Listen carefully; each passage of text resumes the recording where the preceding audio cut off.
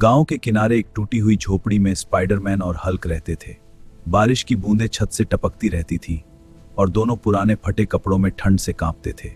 सुबह होते ही हल्क जंगल से लकड़ी काटने चला जाता था। दूसरी तरफ स्पाइडरमैन खेतों में मजदूरी करता था। पूरे दिन धूप में काम करने के बाद भी उसे बहुत कम पैसे मिलते थे। एक दिन दोनों के घर में खाने के लिए कुछ भी नहीं बचा। खाली बर्तन को देखकर स्पाइडरमैन चुपचाप बाहर चला गया। हल्क ने सूखी रोटी का छोटा सा टुकड़ा उसके हाथ में रख दिया और खुद बिना खाए सो गया। अगले दिन तेज बारिश शुरू हो गई। कीचड़ मुझे नहीं रोक सकता, लेकिन मैं रुकूंगा नहीं। उधर स्पाइडरमैन खेत में बेहोश हो गया। शाम को स्पाइडरमैन और हल्क दोनों झोपड़ी में बैठे थे। एक छोटा सा दिया जल रहा था और बाहर तूफान चल रहा था। घर में सिर्फ एक कटोरी चावल बचा था। दोनों एक दूसरे की तरफ देखते रहे, लेकिन कोई कुछ नहीं बोला। रात के समय टूटे हुए घर में स्पाइडरमैन को तेज बुखार हो गया। हल्क पूरी रात उसके पास बैठा रहा। उसने अपने फटे कंबल से स्पाइडरमैन को ढक दिया और खुद ठंड में बैठा रहा। सुबह होते ही गांव वाले झोपड़ी के बाहर इकट्ठा हो गए।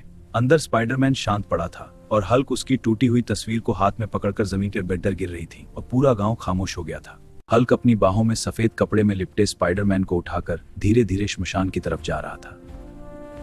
किसी की आंखें नम थीं तो कोई सिर झुकाकर रास्ता देख रहा था। श्मशान घाट पर लकड़ियों की चिता तैयार की गई। हल्क कांपते हाथों से स्पाइडरमैन को चिता पर लिटाने लगा।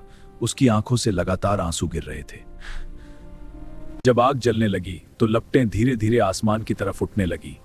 उसका विशाल शरीर कांप रहा था, लेकिन वहां मौजूद हर इंसान समझ रहा था कि उसके दिल में कितना दर्द था। रात होने लगी। चिता की आग धीरे धीरे कम हो रही थी। हल्क अब भी वहीं बैठा था, हाथ में स्पाइडरमैन की टूटी हुई तस्वीर लिए। आसमान में बिजली चमकी और मेरे चैनल को सब्सक्राइब करो और इस वीडियो को एक लाइक कर दो और पार्ट 2 के लिए कमेंट करो।